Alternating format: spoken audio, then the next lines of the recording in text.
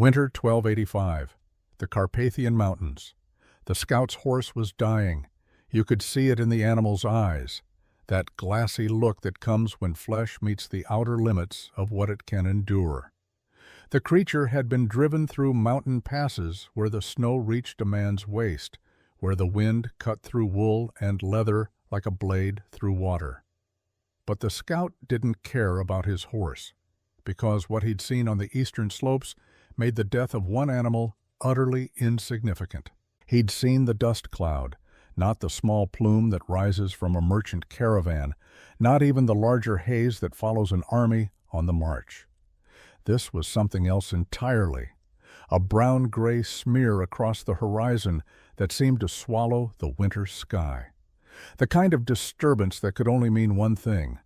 They were coming back. The Mongols, the horsemen from the east, the apocalypse that had turned Hungary into a graveyard 44 years ago. They were returning to finish what they'd started. The scout reached the Hungarian court on a February evening. His message was simple, terrifying, impossible to fully comprehend. Nogai Khan and Talabuga Khan. Two armies, converging on Hungary from the north and south. Tens of thousands of men, maybe more.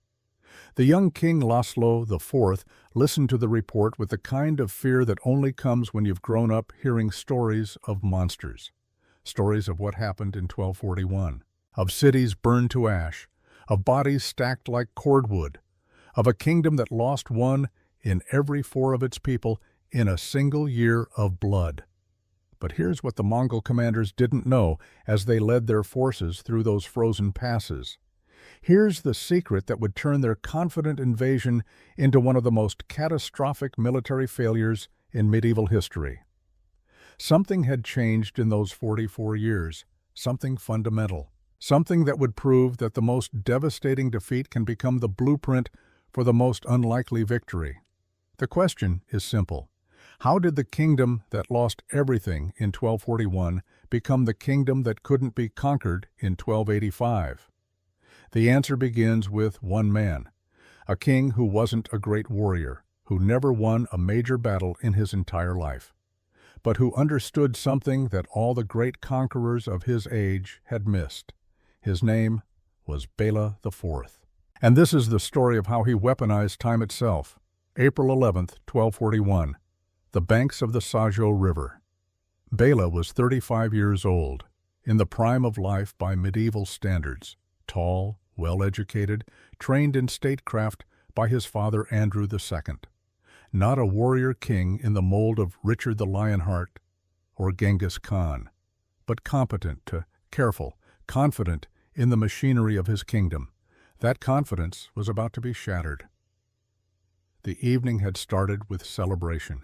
The Hungarian royal army, perhaps 60,000 strong, had driven back a Mongol vanguard at the bridge over the Sajo, beaten them with heavy losses, sent them fleeing back toward the east. In the Hungarian camp, nobles toasted with wine. They'd faced the legendary Mongol horde, the same force that had conquered everything from China to the gates of Vienna. And they'd won. The threat from the east, it seemed, had been greatly exaggerated. One of Bela's knights, a minor nobleman named Desiderius, 31 years old and veteran of a dozen border skirmishes, approached the king's tent that evening. He'd been a scout in his younger years, knew how to read terrain, how to spot the signs of a larger force. "My lord," Desiderius said, his voice careful, "the Mongols withdrew too easily. They left equipment behind, abandoned positions without—" "They fled," Bela interrupted, not unkindly, but with the certainty of a man who'd seen the evidence with his own eyes. "They tested our strength at the bridge, found it wanting. The campaign may be over by sunrise." Desiderius bowed, said nothing more, but the unease in his gut wouldn't settle. He was right to worry. While the Hungarians celebrated, a Mongol commander named Subutai was executing a plan that would become a textbook example of tactical deception for the next 8 centuries.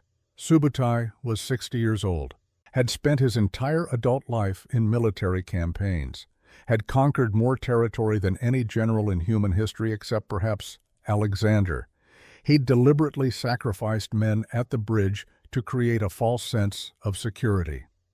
Now, in the pre-dawn darkness of April 12th, he was crossing the Sajo River several miles south with 30,000 men, moving with a speed and silence that seemed physically impossible for such a massive force. When the Mongols struck the Hungarian camp from two directions simultaneously, it wasn't a battle. It was an execution.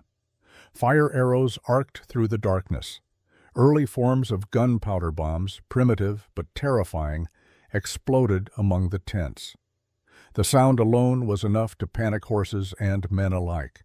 The Hungarians, trapped in their own fortified camp that had suddenly become a prison, stampeded toward the gates, bodies piled up in the narrow exits, 3 deep, 5 deep. Men suffocating under the weight of their own panicked comrades. Those who made it outside found themselves herded. The Mongols didn't charge in wild fury. They moved with the precision of wolves separating prey from the herd. Hungarian cavalry units that tried to form defensive lines were simply avoided, encircled, isolated. Then the Mongol horse archers went to work. From 300 meters, a Mongol composite bow could punch an arrow through chainmail. The Hungarians wore the finest armor money could buy. Didn't matter. Wave after wave of arrows darkened the sky. Horses screamed. Men fell. The ground turned to mud beneath the weight of blood. Bela watched his army disintegrate, watched his brother Koloman take an arrow through the neck. The wound wasn't immediately fatal. That would have been a mercy. Instead, Koloman died slowly over the next 3 days, drowning in his own blood, while Bela held him. The Archbishop of Kalocsa, Ugrin, died buying time for civilians to escape, threw himself into a Mongol assault with nothing but a mace, killed 3 warriors before they cut him down. 3 bishops died. Most of Hungary's military leadership perished in the slaughter. By sunrise on April 12th, the Hungarian Royal Army had ceased to exist as a fighting force. 60,000 men reduced to scattered bands of refugees fleeing west in terror. And that was just the beginning. For the next 12 months, the Mongols systematically devastated Hungary with a thoroughness that still shocks modern historians. This wasn't conquest for territory. This was punishment, a message written in ash and bone that said, "This is what happens when you resist us." Village after village burned. The Mongols would arrive, kill the men of fighting age, take the women and children as slaves, drive the elderly into the wilderness to starve. Then they'd torch everything that would burn. A Hungarian chronicler named Roger of Apulia survived the invasion, spent months hiding in forests, watching his kingdom die. His accounts were so horrific that scholars in later centuries assumed he was exaggerating, inflating the casualties for dramatic effect. He wasn't. Archaeological evidence confirms the scale of destruction. Mass graves. Entire settlement layers showing simultaneous burning. Coins from this period dug up in Sweden and Denmark, looted from Hungarian churches, and carried north by Mongol raiders. Between 300,000 and 500,000 people died. 1/4 of Hungary's entire population, gone in a single year. But here's the detail that would change everything. The detail that a traumatized, hunted, utterly defeated King Bela would notice as he fled from city to city, always one step ahead of Mongol cavalry. 10 stone castles survived. Just 10. Scattered across a kingdom the size of modern Hungary.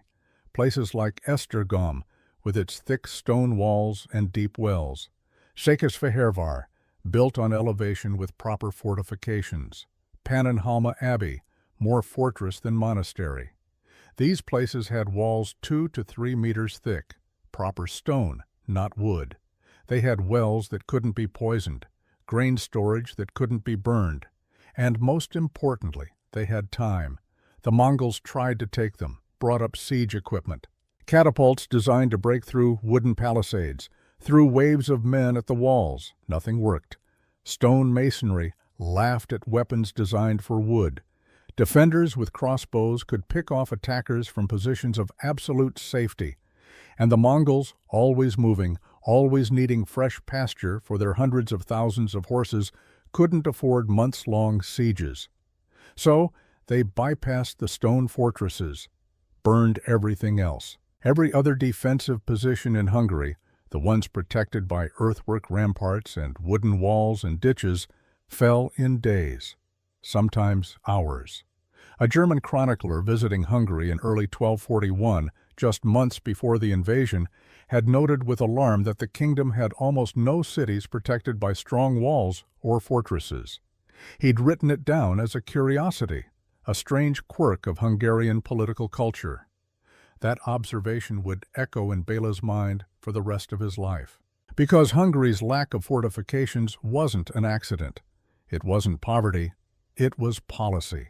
Béla's own policy. He'd inherited a kingdom where his father, Andrew II, had granted away so much land and so many privileges to nobles that royal power had fragmented. Béla had spent the first decade of his reign centralizing authority, taking back control. And one of the key ways he'd done that was by maintaining a royal monopoly on castle construction. Only the king could build fortresses. Only the king could grant permission for fortified positions. It kept the nobles weak, kept them dependent, kept Béla in absolute control. It had also made his kingdom indefensible. The irony was so sharp it could cut. Béla had designed Hungary to make himself powerful, and in doing so, he'd made Hungary weak. His own administrative genius had paved the road to catastrophe. In March of 1242, the Mongols finally withdrew, not because Hungary had defeated them, but because the great Khan Ugedei, grandson of Genghis, had died back in Mongolia. A succession crisis required the presence of senior Mongol princes. Batu Khan and Subutai led their forces back east, left behind a kingdom that looked like the surface of the moon. Béla returned to a devastated landscape. Entire regions were depopulated. The administrative centers of his kingdom, those places he'd carefully built up with wooden towers and earth embankments, had been systematically obliterated. Famine stalked the survivors through 1242 and 1243. Many historians would have expected Hungary to collapse into irrelevance, to become a backwater, vulnerable to every ambitious neighbor. But Béla IV did something remarkable, something that would echo through centuries of military history. He learned. The king was not a great battlefield commander. The Battle of Mohi had proven that decisively, but he was apparently a brilliant strategic thinker, because he conducted what we'd now call an after-action review of the entire catastrophe. And his conclusion was both simple and revolutionary. Hungary had lost because it had no permanent fortifications worthy of the name. Every place with real stone walls had survived. Everything else had burned. Béla was 36 years old. He'd just lost his brother, his best generals, a quarter of his people, and any illusion that he was a military genius. But he'd learned a lesson that would define the rest of his life. Stone walls equal survival. Everything else equals death. And he knew with a certainty that transcended hope or fear that the Mongols would come back. The question was when, and what he would do about it. Béla stood in the ruins of Pest, looking across the Danube at the hills where he would build Buda. The answer was already forming in his mind, an answer that would require him to give up everything he'd spent his reign fighting for, an answer that would save his kingdom by making himself weak. He would build castles, 100 of them, and to do it, he would have to empower the very nobles he'd spent a decade trying to control. You can't rule a graveyard. A weakened throne in a strong kingdom beats absolute power over ruins. The second founding of Hungary was about to begin. And it would take 40 years. Summer 1242, the royal palace at Esztergom. The room smelled of damp stone and old wood. Béla sat alone in what had once been a grain storage chamber. The actual throne room was rubble now. 3 walls standing, the fourth collapsed into a pile of broken masonry that no one had the energy or resources to clear. Most of the palace was in similar condition.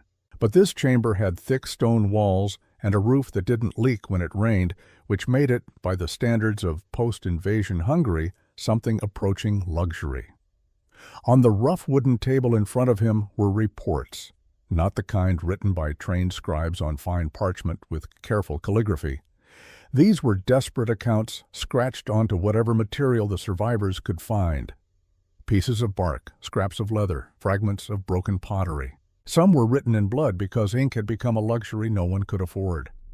Bela had been reading them for 3 days straight, barely sleeping, eating only when someone forced food into his hands. His eyes burned. His back ached from hunching over the table. But he couldn't stop, because somewhere in these fragments of testimony, in these desperate messages from the ruins of his kingdom, there had to be a pattern, a lesson, something that would tell him how to prevent this from ever happening again. The candles burned low. He lit new ones, kept reading. Esztergom, stone fortress, withstood Mongol siege. Defenders suffered 0 casualties. Population inside walls survived intact. Székesfehérvár, stone fortress. Mongols attempted assault for 2 weeks, failed to breach walls, abandoned siege when it became clear they were losing more men than they could afford. Pannonhalma Abbey, stone walls built a century earlier by monks who'd apparently had more foresight than any king, survived. Defenders killed 70 Mongol warriors with crossbow fire from the battlements without losing a single man. He kept counting, ticking them off on his fingers. 10 fortifications with proper stone walls, deep wells that couldn't be poisoned, and grain storage that couldn't be burned. 10 places that had held against everything the most feared army in the world could throw at them. 10 islands of survival in an ocean of ash. Now, the other reports, the ones that made his hands shake. Veszprém, wooden palisade. Bela himself had approved the design 5 years ago, proud of how it projected royal authority while keeping costs manageable. The Mongols took it in 6 hours, population killed or enslaved. The wooden walls burned so hot that the earth underneath was scorched black. Győr, earth ramparts and ditches, traditional Hungarian defensive design, fell in 2 days. The Mongols didn't even bother to occupy it, just burned everything and moved on. Pécs, the city Bela had personally fortified during the 2nd year of his reign, wooden towers, deep ditches, gates that had seemed imposing, fell in less than a day. The defenses he'd designed himself, meant to showcase royal power and control, had been utterly, pathetically worthless. The mathematics were brutal, undeniable. Stone walls equaled survival. Everything else equaled death. It was that simple, that absolute, that unforgiving. Bela pushed the reports away, stood. His legs protested. He'd been sitting for so long that blood flow had nearly stopped. He limped to the window, looked out over what remained of his kingdom, 36 years old, in what should have been the prime of life. But he felt ancient. The weight of responsibility for 300,000 corpses will do that to a man. The knowledge that your own policies, your own administrative genius, had paved the road to catastrophe. The question in front of him was deceptively simple to state, impossibly difficult to answer. How do you prevent this from happening again? Because they would come back. Bela knew this with the certainty that others reserve for sunrise or the changing of seasons. The Mongols hadn't withdrawn because Hungary had defeated them. They'd withdrawn because the great Khan Ugadai had died back in Mongolia. A succession crisis, internal politics, the kind of temporary distraction that would eventually resolve itself. And when it did, when the Mongol princes had settled their disputes and crowned a new Khan, they would remember the kingdom that had resisted. That had forced them to spend a year grinding through scattered resistance. That had cost them casualties, even if those casualties were minor compared to their victories. They'd remember, and they'd come back to finish the job, to make an example, to ensure that no other kingdom would dare to resist. So, how do you stop them? The traditional answer, the one any military advisor would give, was to rebuild the army, train better cavalry, recruit more soldiers, forge alliances with neighboring kingdoms, learn from the tactical mistakes of Mohi, and prepare to fight them on the battlefield with superior strategy. Bela had tried that approach. At Mohi, he'd fielded 60,000 men, the finest Hungarian cavalry, nobles who'd trained for war since childhood, equipment that represented the accumulated wealth of generations, and Subutai had destroyed them in a single morning, annihilated them with tactics so sophisticated that the Hungarian commanders had barely understood what was happening until it was too late. Number. Battlefield confrontation wasn't the answer. The Mongols had perfected mobile warfare over centuries of conquest. They'd defeated China, Persia, the Khwarezmian Empire, Russia. Every major army that had faced them on open ground had been systematically destroyed. The answer was in the reports on his table. 10 stone fortresses had survived. Everything else had burned. The conclusion was inescapable. Build more fortresses. Not 10, not 20, 100. Turn Hungary into a landscape so thoroughly studded with stone walls that no invading army could sustain a campaign.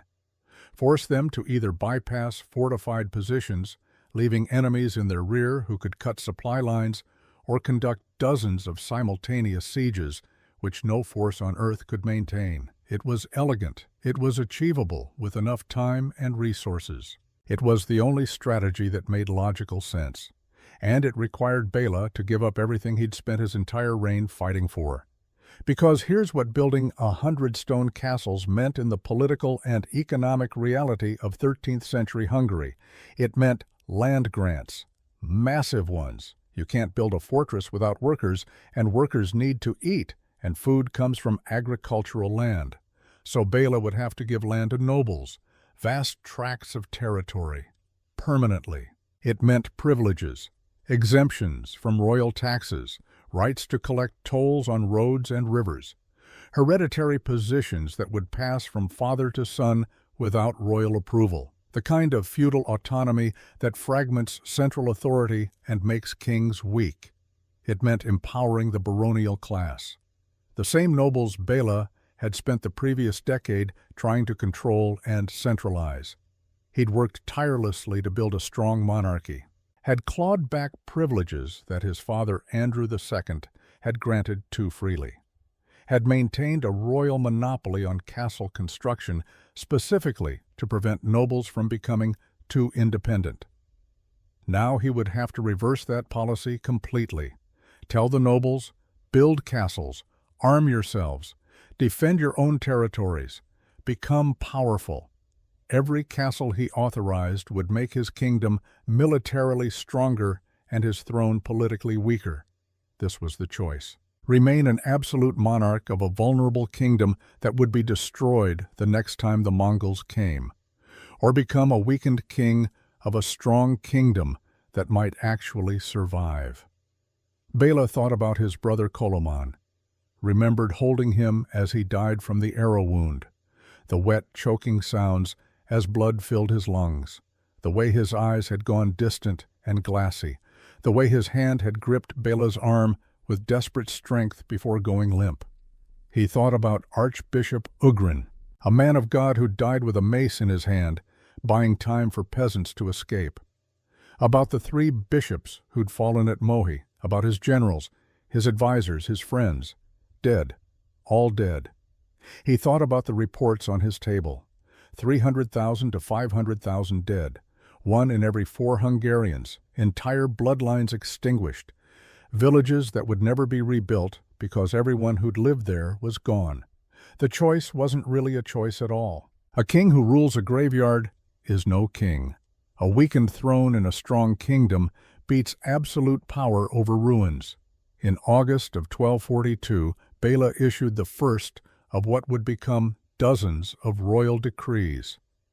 The language was carefully crafted by what remained of his legal advisors, formal, precise, but the meaning was revolutionary.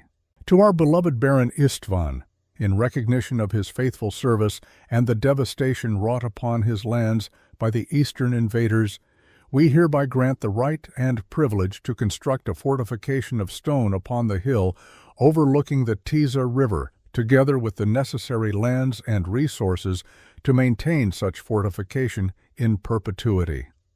The pattern would repeat, over and over, letter after letter.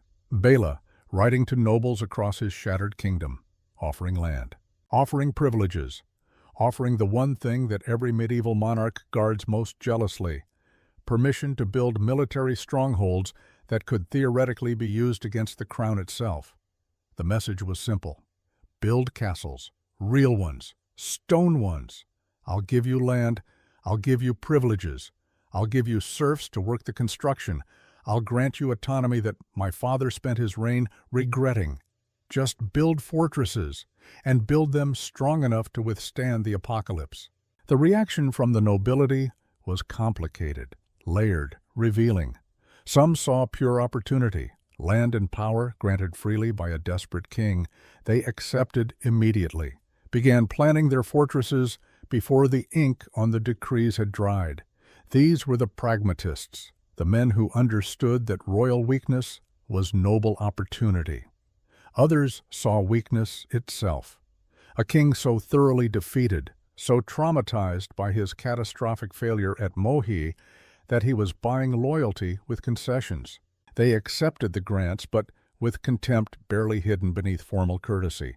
Bela could see it in their eyes during audiences. The knowledge that he'd broken the central principle of monarchy: never show weakness, never admit failure, never give away power you might need later. A few, a very few, saw what Bela was actually doing, saw the strategic genius hidden beneath the political sacrifice, recognized that he was building a system, not just fortresses. These were the ones who would become his most loyal supporters in the decades ahead, not out of fear or obligation, but out of genuine respect. Bela endured all of it, the opportunism, the contempt, the knowing looks from older nobles that said, "Your father was a weak king who gave away too much. You criticized him for it. Now you're doing exactly the same thing. How the mighty fall." He endured it because he understood something his critics didn't, something that would take them years or decades to grasp. You can't rule a graveyard. Political power means nothing if your kingdom is ashes and your people are corpses.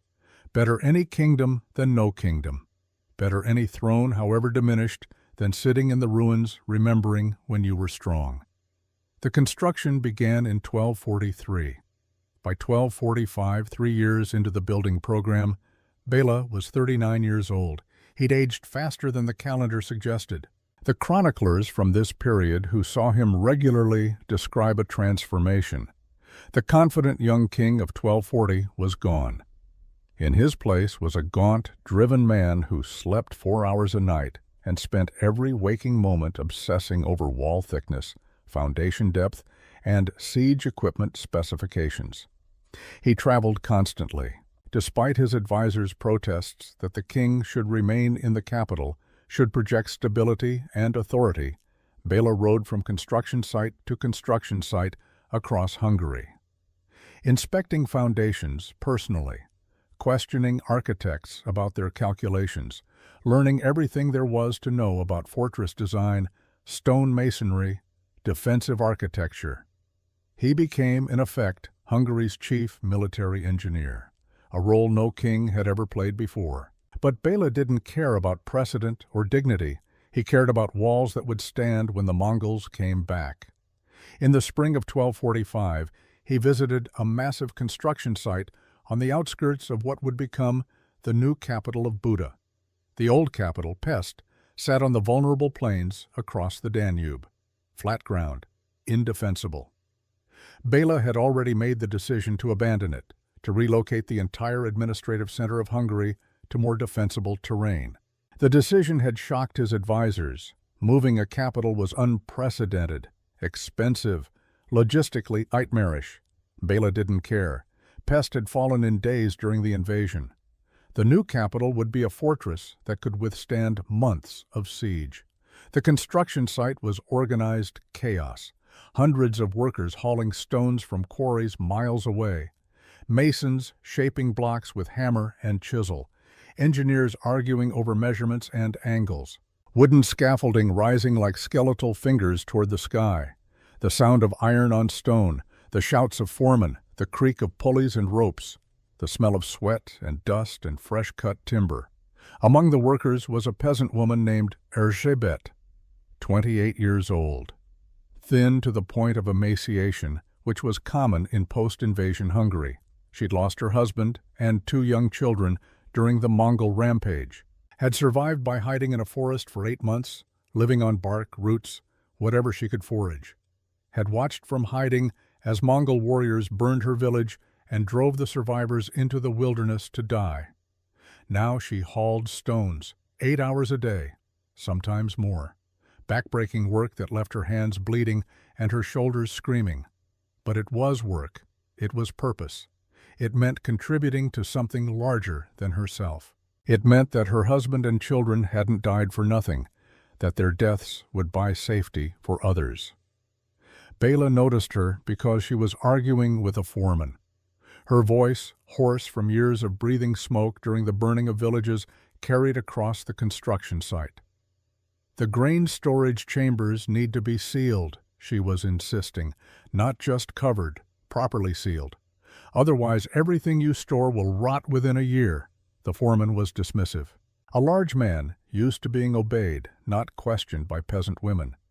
We'll cover them with wooden planks and, I know what rot looks like, Erzsébet interrupted. Her voice was flat, matter-of-fact, the voice of someone who's seen too much to care about social hierarchy. I watched grain stores go bad during the famine years after the invasion. If you don't seal the chambers properly, if moisture gets in, everything you've stored becomes worthless. And when the Mongols come back, people will starve behind these walls because someone was too proud to listen. The foreman's face reddened.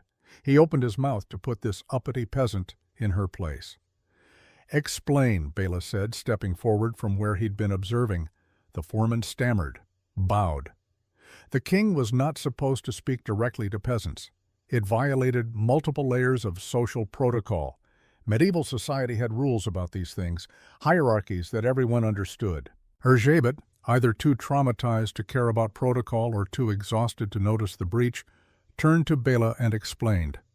Grain needed to be kept completely dry, not just mostly dry. Completely. That meant sealed chambers. Stone walls, yes, but also sealed openings. No gaps for moisture to seep through. Ventilation that could be controlled, opened when needed, and closed when weather threatened. Temperature management through strategic placement of storage rooms in the coolest parts of the fortress. She'd learned all this the hard way, watching food supplies spoil while people starved, making mistakes that cost lives, surviving through observation and adaptation. Bela listened, asked detailed questions. How thick should the seals be? What materials worked best? How did you prevent condensation without sacrificing air circulation? Within an hour, he'd implemented her suggestions across every castle under construction in the kingdom. Sealed grain chambers became standard. Ventilation shafts with controllable shutters, temperature management through careful architectural planning. It was a small innovation in the grand scheme of fortress construction. But it was the kind of detail that would matter when an army was under siege. The difference between a fortress that could hold out for 3 months and one that could hold out for 6. The difference between survival and starvation. Bela thanked Erzsébet, moved on to inspect the next section of construction, but the interaction stayed with him, because she represented something important, something he needed to remember. The survivors. The people who'd endured the apocalypse and emerged not broken, but harder, smarter, more determined. These were the people he was building for, not the nobles who sneered at his political weakness, not the chroniclers who would judge his reign, the survivors who understood what was at stake. He would build walls, and those walls would stand. And when the Mongols came back, those walls would shelter people like Erzsébet. would give them a chance to survive. That was worth any political cost, any sacrifice of royal authority. By 1247, the numbers were accumulating in ways that seemed almost miraculous given the devastation of 5 years earlier. 14 stone castles completed or under serious construction, 20 more in the planning stages. Architectural diagrams spread across tables in Esztergom. Engineers recruited from France and the Holy Roman Empire, men who understood advanced fortification techniques. But Bela had identified another problem, a problem that couldn't be solved with stone walls alone, no matter how thick or well-designed. The Battle of Mohi had proven decisively that Hungarian light cavalry couldn't stand against Mongol light cavalry in open combat. The Mongols had invented horse archer tactics, had refined them over centuries on the Central Asian steppes, through endless tribal warfare, and then through conquest on a scale Europe had never imagined. Trying to beat them at their own game, trying to outmaneuver or outshoot warriors who'd been perfecting these techniques for generations, was suicide. The Hungarian units that had performed well at Mohi, the few bright spots in an otherwise catastrophic defeat, were the heavily armored knights. Western-style cavalry, men encased in 30 kilograms of steel, charging with lances, mounted on massive destrier horses bred specifically for carrying tremendous weight at high speed. The Mongols could shoot arrows all day at that much armor and achieve nothing more than superficial dents. And when heavy cavalry caught them in close combat, when those lances hit home, the Mongols died. Their superior mobility meant nothing if they couldn't damage their enemy and couldn't escape when that enemy closed to melee range. The problem was that Hungary had very few Western-style knights. The kingdom's military tradition was built around light cavalry, fast-moving horse archers in the nomadic style. It made historical sense. The Magyars, the people who'd founded Hungary in the 9th century, had themselves been steppe nomads, had conquered the Carpathian Basin using exactly the kind of mobile horse archer tactics the Mongols now employed. But tradition, Bela had learned the hard way, was just another word for repeating past mistakes, for doing things the old way because that's how they'd always been done, even when the old way led to disaster. In 1247, he negotiated a deal with the Knights Hospitaller, one of the great military orders born from the Crusades. Warriors who'd spent decades fighting in the Holy Land, learning and perfecting the techniques of heavy cavalry warfare. Bela gave them land along the southeastern frontier, the region of Severin, thousands of acres of good agricultural territory, prime real estate by any measure. In exchange, they would do 3 things. First, recruit and train heavy cavalry units, build up a force of armored knights in the Western style. Second, defend the frontier against raiders and small incursions. Third, and most importantly, teach Hungarian nobles how to fight in Western fashion, transfer the technology and techniques of heavy cavalry warfare to a military culture that had never emphasized them. It was military technology transfer on a grand scale, an admission that Hungary's traditional way of war was inadequate. And it was humiliating. Bela, a king whose ancestors had conquered the Carpathian Basin through the superiority of Magyar cavalry tactics, was admitting that his military tradition was inferior, that Hungary needed to learn from foreigners, needed to adopt foreign methods, needed to fundamentally change its martial culture. The pride that admission must have cost him is difficult to overstate. Medieval kings did not admit weakness, did not confess that their military culture needed fundamental reform. That kind of humility could get you overthrown, could inspire rebellions from nobles who saw weakness as invitation. But Bela did it anyway, because he'd learned the most important lesson of Mohi, the lesson written in his brother's blood and the ashes of his kingdom. Ego kills, pride destroys kingdoms. The only thing that matters is what works, and heavy cavalry worked against the Mongols. Desiderius, now 45 years old and one of Bela's senior military advisors, oversaw the training program. He'd survived Mohi by pure chance, had been knocked unconscious early in the battle, left for dead under a pile of corpses, had woken hours later to find himself in hell, the field littered with bodies, the Hungarian army destroyed, the kingdom burning. He knew what Mongol arrows could do to light cavalry, had seen it firsthand, was one of the few Hungarian nobles who understood viscerally in his bones why this change was necessary, why tradition had to be sacrificed on the altar of survival.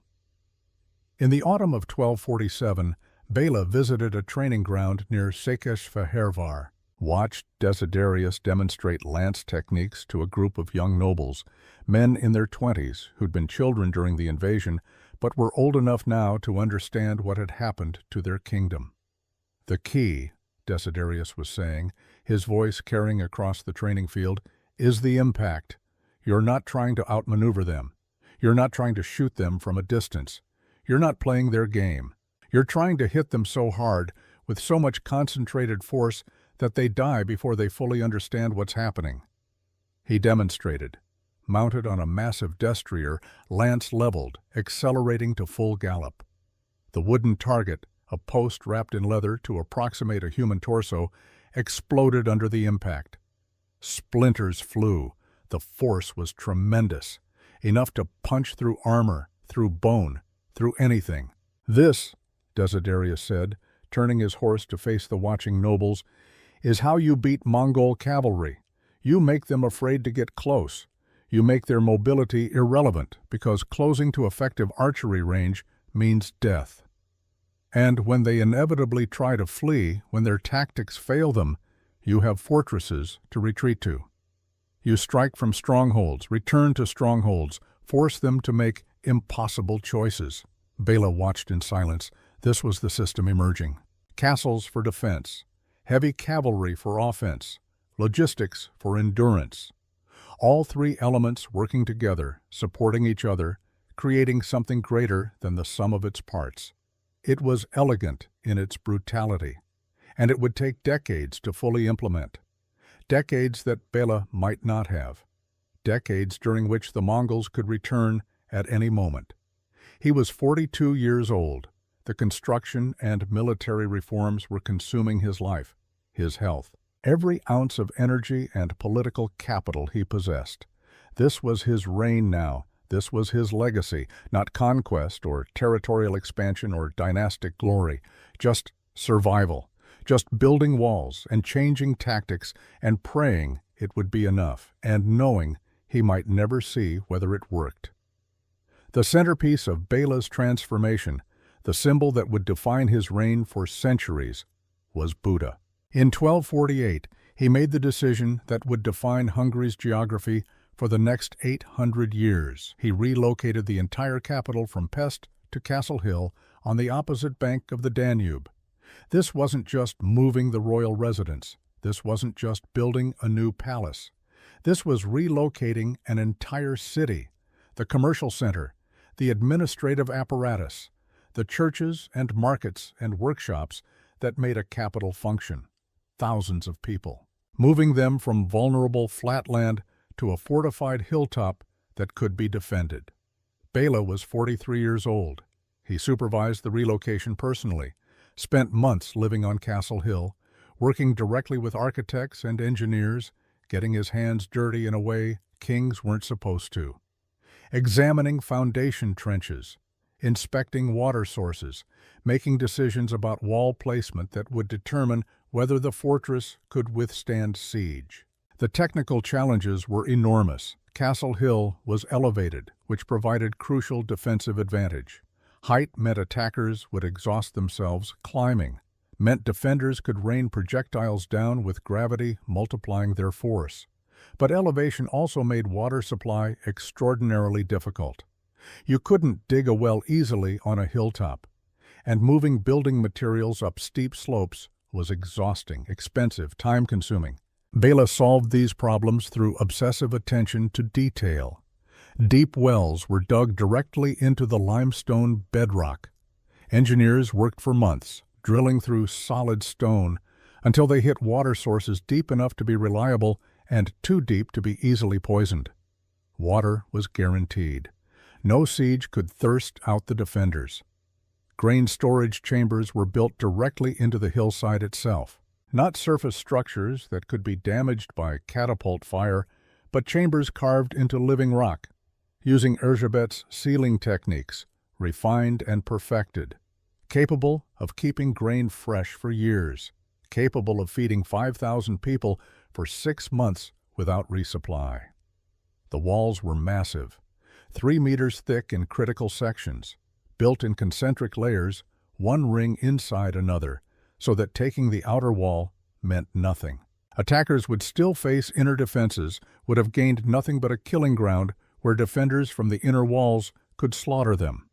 The Danube itself became part of the defensive system, a natural moat hundreds of meters wide that couldn't be drained or bypassed. Any army wanting to attack Buda would have to cross that river under fire from elevated positions. Their boats would be sitting targets for crossbowmen and catapults. It would be a massacre. In 1250, Béla moved the royal palace into the fortress, not beside it, not overlooking it from a safe distance, inside it, behind the same walls that protected everyone else. The symbolism was deliberate and impossible to miss. A king who hides in castles is a king who survives. A king who leads from the front against the Mongols ends up watching his brother die in his arms. Some of the older nobles muttered about cowardice, about proper kingly behavior, about how real warriors led from the front faced their enemies directly, didn't hide behind stone. Béla ignored them. He'd learned at Mohi what happened to kings who led from the front against enemies who fought with techniques you couldn't counter. You lost. Your army was destroyed. Your kingdom burned. Your people died. No. Leadership meant survival, and survival meant walls. Anyone who couldn't understand that simple equation wasn't worth listening to.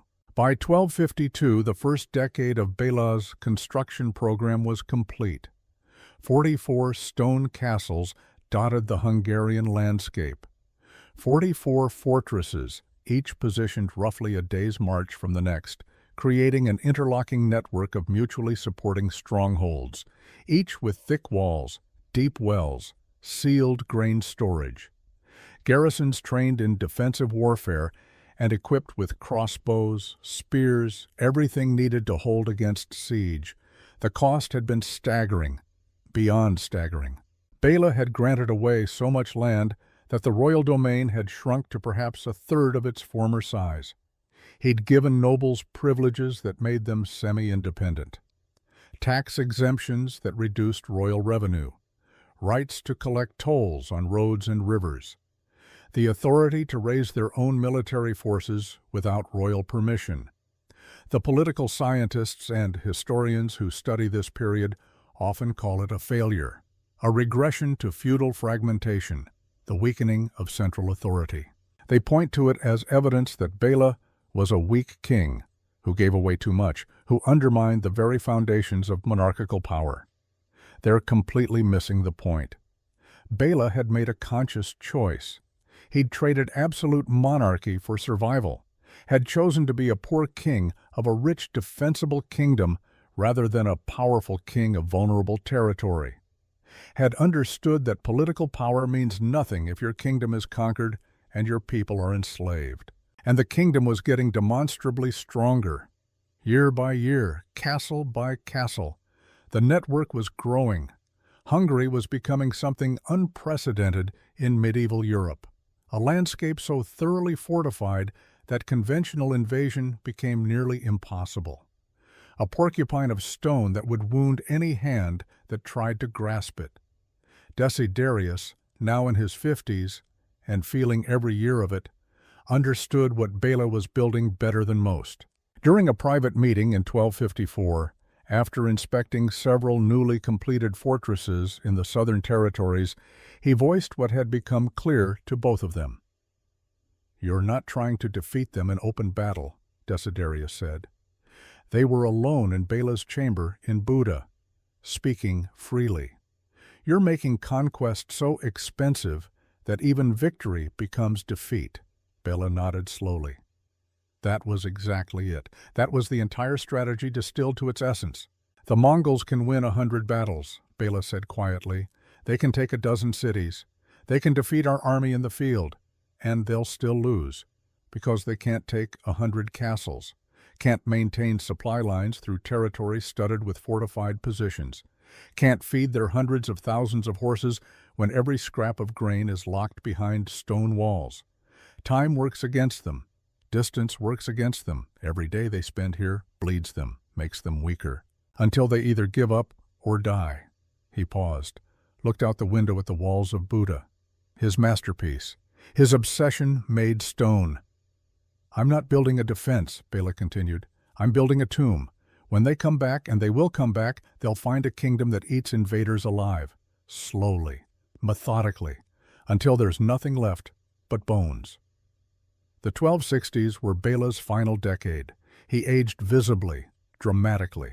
The portraits and descriptions from this period show a transformation that went beyond normal aging. The gaunt man of 1250 became skeletal, white-haired, lines carved so deep into his face by stress and sleepless nights that he looked 20 years older than his actual age. By 1265, nearly 100 castles had been built. The military transformation was essentially complete.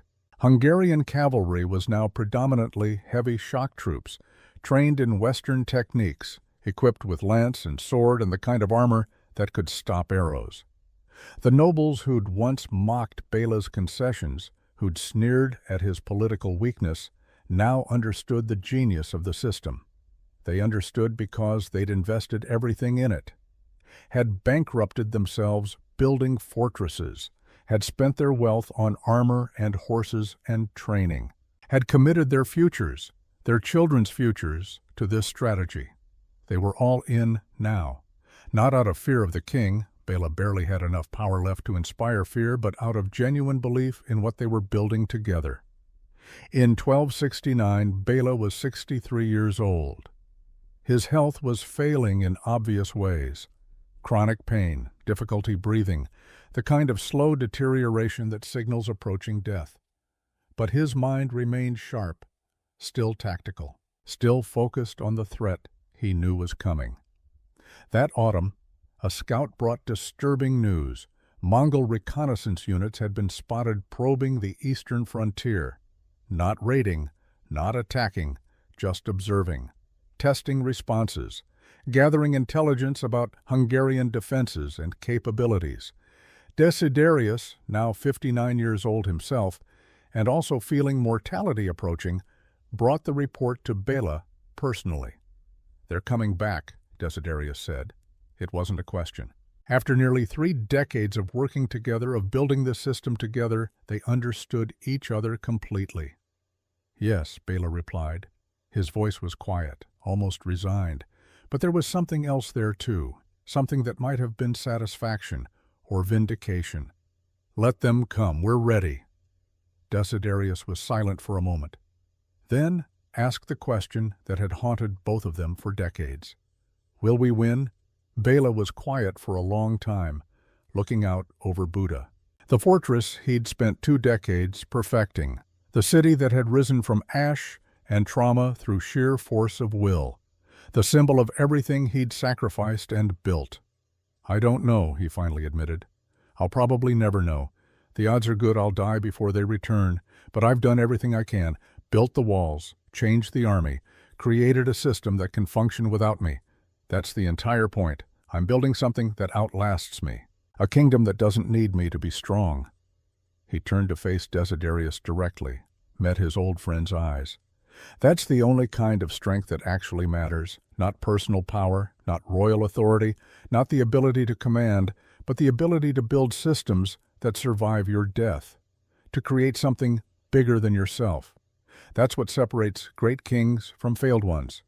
And I won't know, probably can't know in my lifetime, which category I fall into." The honesty was stark, unusual for a king, but Bela had lost the ability to care about appearances somewhere around the time he watched his kingdom burn. Bela IV died on May 3, 1270. He was 64 years old, had reigned for 35 years. 35 years spent rebuilding a shattered kingdom into something unprecedented in European history. His last act, according to chroniclers who were present, was to inspect the walls of Buda one final time. He walked the battlements slowly, supported by attendants because his legs could barely carry him, ran his hand along stone that had cost him his power, his wealth, his health, his very life. The walls were cool under his palm, solid, real, enduring. His final words, recorded by multiple sources and therefore probably at least somewhat accurate, were simple and direct.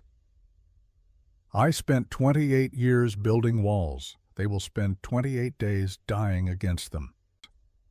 He was buried in Székesfehérvár, one of the 10 fortresses that had survived 1241, one of the 10 that had taught him the lesson that defined his entire reign and saved his kingdom. Stone walls equal survival. Everything else is commentary. 15 years later, the Mongols would return to Hungary, and they would learn that some men build legacies strong enough to defend kingdoms from beyond the grave. The walls would remember, even if their builder was dust. Winter, 1285. 15 years after Bela's death. The snow in the Carpathian passes that year fell with a brutality that seemed almost personal. 3 feet deep in places, drifts that reached a horse's shoulder, the kind of cold that turns breath to ice in your lungs and makes steel brittle enough to shatter. Through these frozen mountains, 2 Mongol armies were making their way toward Hungary. From the north, Talabuga Khan led what contemporary sources estimated at 60,000 men, maybe more. The chronicles vary, but even the conservative estimates put his force at larger than anything the Mongols had fielded in Europe since 1241. From the south through Transylvania came Nogai Khan with perhaps 30,000 warriors, smaller but still massive by medieval standards. Together, they commanded the largest Mongol invasion force to enter Europe in a generation. And they were confident. Intelligence reports from the eastern frontier painted a picture of a Hungary in chaos.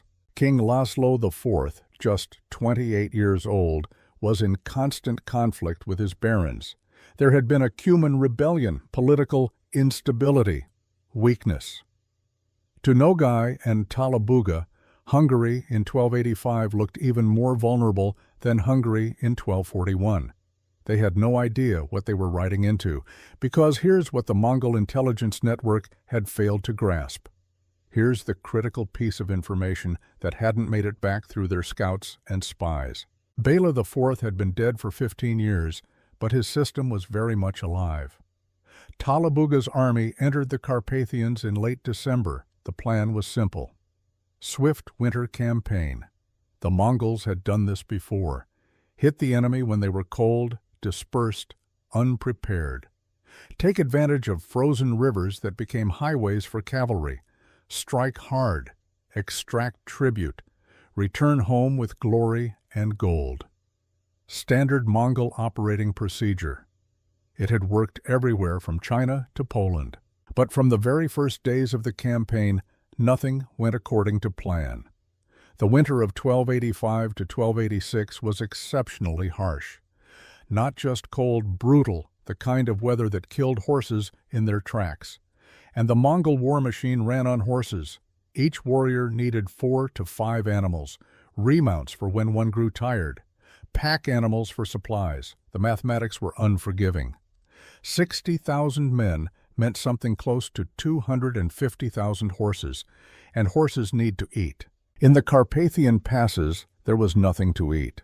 The mountains were buried under snow, no grass, no forage. The Mongols had brought some grain, but not enough. Never enough. Their entire logistical system was built on the assumption that armies could live off the land. By the time Talabuga's force emerged from the mountains onto the Hungarian plains, thousands of horses had already died. Just collapsed from exhaustion and starvation in the snow, and thousands of men had died with them. Frostbite, exposure, starvation. The Mongols hadn't fought a single enemy soldier, and they'd already taken casualties that would have broken a lesser force. But Talabuga pressed on, because ahead lay Hungary, rich Hungary, with its farms and cities and wealth waiting to be plundered. The suffering in the mountains would be worth it once they reached the prize. In early February 1286, Talabuga's army approached Pest and found nothing. The city was abandoned, empty. Every building, every warehouse, every home. The population had simply vanished. Talabuga rode through empty streets with a growing sense of unease. This wasn't how it was supposed to work. Cities were supposed to have people to kill or enslave, goods to plunder, food to requisition. Pest had none of those things. It was a ghost town. His men searched, found some supplies that had been left behind, too heavy to move perhaps. But the granaries were empty. The livestock were gone. Even the dogs had disappeared. In frustration, Talabuga ordered the city burned. His warriors torched the buildings, watched them collapse into ash. But what good is burning an abandoned city? You can't eat revenge. You can't feed your horses on spite. And then Talabuga looked across the Danube, saw Buda, the fortress city on Castle Hill, walls that seemed to rise directly from the bedrock, stone fortifications that caught the winter light and gleamed like a threat. That's where the population had gone, behind those walls. Talabuga had brought siege equipment, catapults designed for breaking through wooden palisades, battering rams, ladders, everything an army needed to take a medieval city. He ordered the assault. The first attack on Buda began on February 8, 1286. Mongol engineers positioned their catapults, heavy machines that could hurl stones weighing 100 kilograms. They'd use these weapons to devastating effect against Chinese fortifications, against Persian citadels, against Russian wooden Kremlins. They launched their bombardment, watched the stones arc through the winter air, heard the impact against Buda's walls, and saw absolutely nothing happen. The stones hit, bounced off, left minor chips in the masonry. The walls were 3 meters thick in places, solid stone, built to Bela's exacting specifications, built with the memory of 1,241 burned into every block. Catapults designed for wood were useless against proper stone masonry. Talabuga ordered a direct assault, waves of warriors with ladders, charging the walls, trying to overwhelm the defenders through sheer numbers. From the battlements, Hungarian defenders waited. Crossbowmen, archers, men positioned behind murder holes and crenellations, safe, protected, with clear fields of fire. The Mongols came at the walls in waves, brave men. Experienced warriors. They'd conquered half the known world, and they died in heaps at the base of Buda's fortifications. Crossbow bolts punched through armor at close range. Boiling oil poured from murder holes. Rocks dropped from overhead crushed skulls and shattered bones. The approaches to the gates became killing grounds where bodies piled 3 deep. The Mongols fought for 3 days, lost 300 men, gained nothing, not a single breach, not a single foothold on the walls. On the 4th day, Talabuga pulled back to reassess. Inside Buda, Erzsébet moved through the grain storage chambers. She was 68 years old now, white-haired, bent with age, but her mind was sharp as ever, and she'd spent 40 years preparing for this exact moment. The sealed chambers that she'd designed back in 1245 were working perfectly.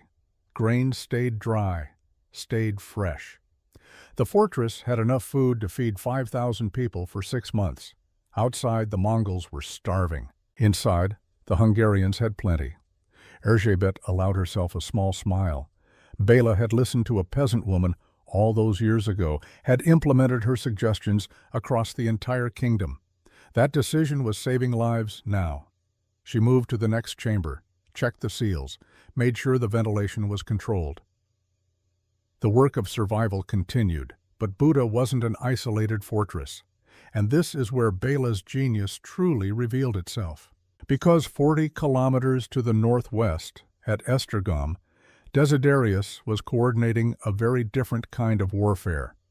He was 75 years old, too old to sit a horse for long cavalry charges, too old to wear armor for more than an hour without exhausting himself. But his mind was still tactical, still strategic, still remembering every lesson from Mohi. From Estergom's walls, he could see Mongol detachments moving through the countryside, foraging parties, supply trains, small units dispersed across the landscape trying to find food for an enormous army. Desiderius sent out the heavy cavalry, not to fight the main Mongol force. That would be suicide, but to hit the scattered foraging parties, small units of Hungarian knights, 40 or 50 men, crashing into Mongol detachments of similar size, hitting them hard, killing everyone, taking their supplies, then retreating back into the nearest fortress before the Mongols could concentrate against them. This was the system Bela had built. Castles weren't just defensive positions. They were bases for offensive operations, launch points for raids that bled the enemy without ever giving them a target they could destroy. The Mongol response to horse archers was more horse archers. Their response to heavy cavalry charging at full speed was to get out of the way and hope their horses were fast enough.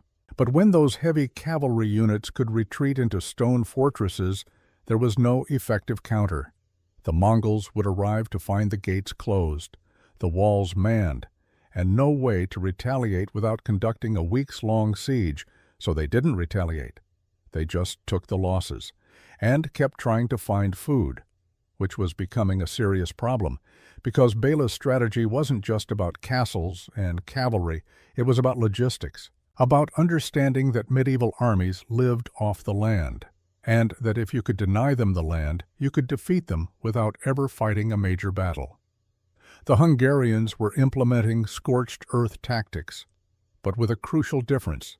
They weren't destroying their own resources, they were hiding them. Every bit of grain in the regions the Mongols would pass through had been moved behind castle walls. Every head of livestock had been driven into forests and mountains, or slaughtered and preserved inside fortresses.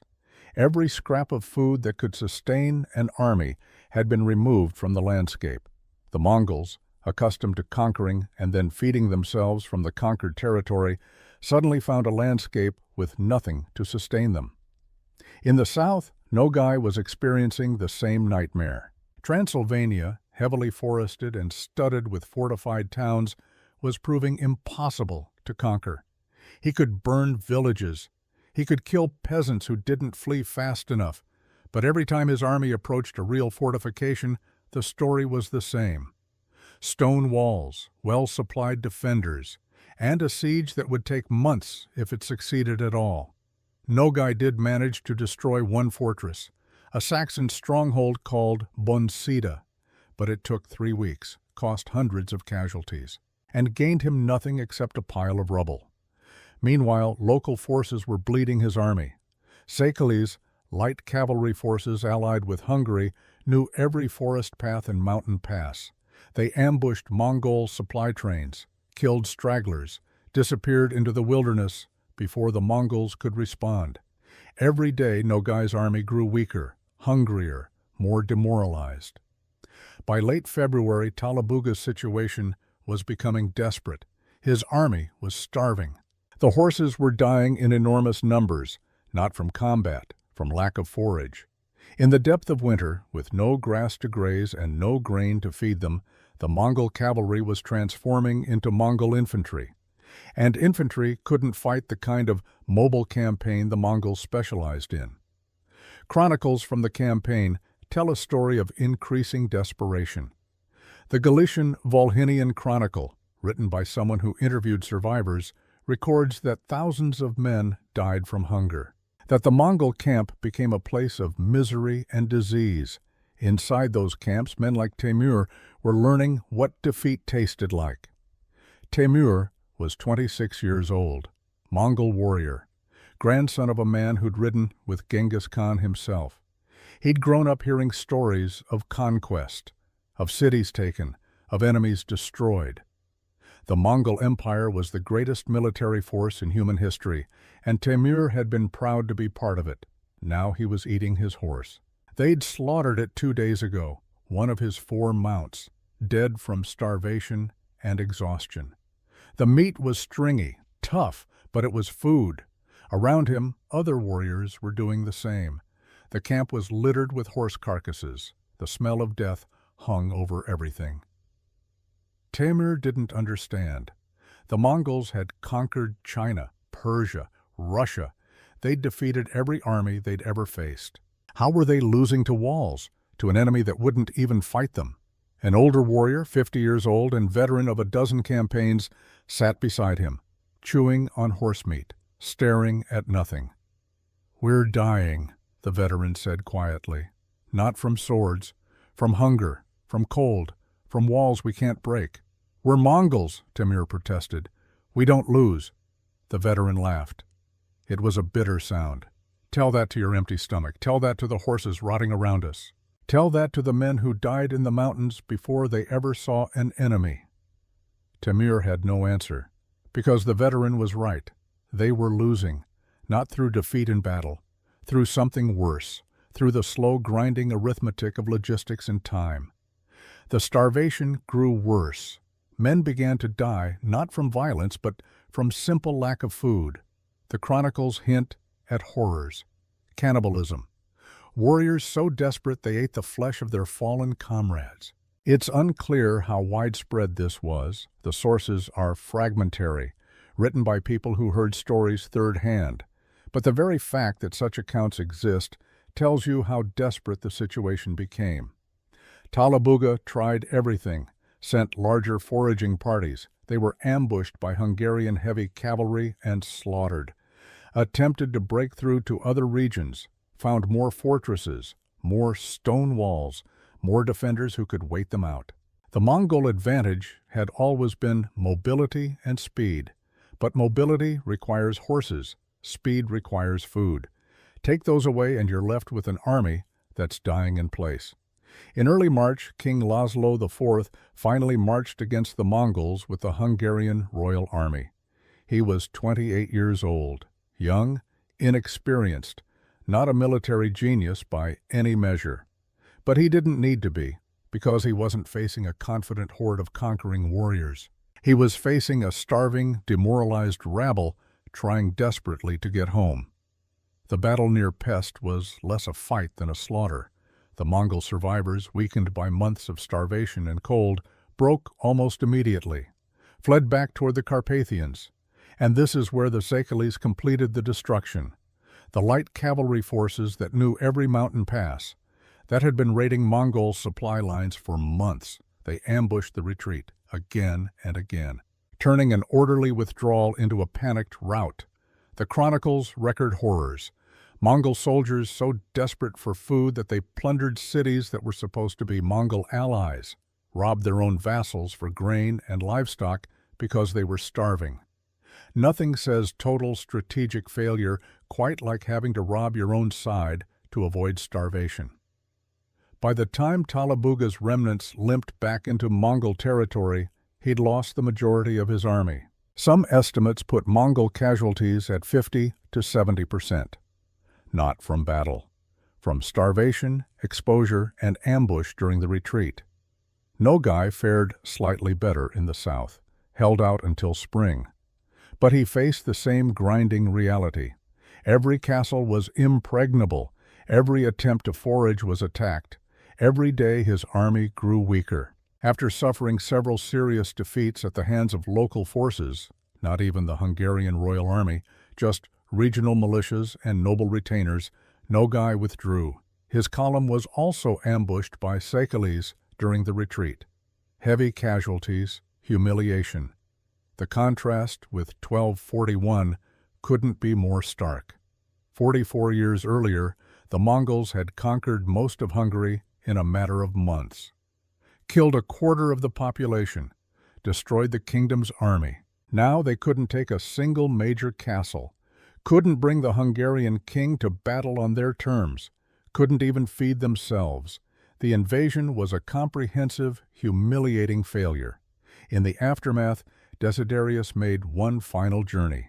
He was 75 years old, knew he didn't have much time left. But there was something he needed to do. He traveled to Székesfehérvár, to Béla's tomb, walked slowly to the stone marker that bore the inscription of a king who'd saved his kingdom by making himself weak. Desiderius stood there for a long time, remembering the panic of Mohi, the despair of the years that followed, Béla's obsessive determination, the decades of construction, the military reforms, all of it. "You were right, my lord," Desiderius said quietly. "You never saw this day, but your walls did, your strategy did. The kingdom you built defeated them without you."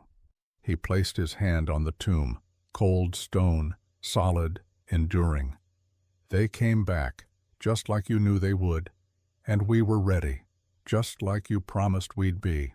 Desiderius left Székesfehérvár that evening, died 6 months later in his sleep, peacefully, which was more than most men of his generation got. But he died knowing that Béla's 40-year gambit had worked, that patience and preparation had defeated the most feared army in the world. The historians who study this period call Béla IV the second founder of Hungary. It's not hyperbole. Without his vision, without the 4 decades of preparation that followed the catastrophe of 1241, Hungary would almost certainly have been absorbed into the Mongol Empire. Instead, it survived, thrived, became one of the great powers of late medieval Europe. The castles Béla built continued to serve Hungary for centuries. When the Ottoman Turks invaded in the 15th and 16th centuries, they faced many of the same fortifications that had stymied the Mongols. Buda, Esztergom, Székesfehérvár, still standing, still defiant. That's what good strategic planning looks like. Building capabilities that remain relevant even as circumstances change. But the broader lesson here goes beyond Hungary, beyond the Mongols. It's about the nature of defensive warfare itself. In our modern world, shaped by blitzkrieg and shock and awe, we tend to think of defense as passive, reactive, ultimately inferior to offensive action. But Hungary's victory demonstrates something different. Defense, when properly conceived and executed, can be devastatingly effective. It's not about standing still and absorbing hits. It's about creating a system that makes conquest so expensive, so time-consuming, so uncertain that even a superior attacking force can't sustain the effort. Think about Finland in the Winter War of 1939 to 1940, a tiny nation that held off the Soviet Union, not by matching them tank for tank or soldier for soldier, but by making the cost of conquest exceed what the attacker was willing to pay. Think about Afghanistan in the 1980s, guerrilla forces that defeated a superpower, not through superior firepower, but by extending the timeline beyond what the invader could sustain. Think about asymmetric warfare in the modern era, smaller forces using terrain, patience, and strategic depth to negate the advantages of larger, more technologically advanced armies. That's what Hungary did in 1285. Made conquest cost more than it was worth, turned military advantage into strategic quagmire. The Mongols were the most effective military force of the 13th century. They conquered the largest contiguous land empire in human history, defeated every major army they faced from China to Poland. Their tactics, their mobility, their ruthlessness, all of it was optimized for conquest. But they lost to Hungary. Not because Hungary was stronger, but because Hungary had learned from defeat, had prepared systematically, had executed a strategy that turned Mongol strengths into vulnerabilities. The lesson is universal. The best weapon isn't always the biggest or the flashiest. Sometimes it's patience, preparation, and the absolute refusal to give up. Béla IV understood this. Spent 28 years building walls, reforming his military, creating a system that would outlast him. In 1241, the Mongols had taught Hungary how to die. By 1285, Hungary had taught the Mongols that some nations refuse to stay dead. The Mongol invasion of 1285 marked a turning point. After this disaster, there would be no more major invasions of Hungary, only minor border raids that accomplished nothing. The westward expansion of the Mongol Empire, which had seemed unstoppable in the 1240s, had hit a wall it couldn't break through. Literally. Bela never saw his victory, died 15 years before the Mongols returned. But his legacy defended his kingdom when he no longer could. That's the power of strategic vision, of sacrificing short-term power for long-term survival, of building systems that endure beyond any individual. 740 years later, we're still talking about it, still learning from it, still marveling at how a defeated king became the savior of his nation by doing the one thing that seemed impossible. He admitted weakness, changed everything, and built something that lasted. That's not just military history, that's wisdom, the kind that echoes across centuries, the kind that matters.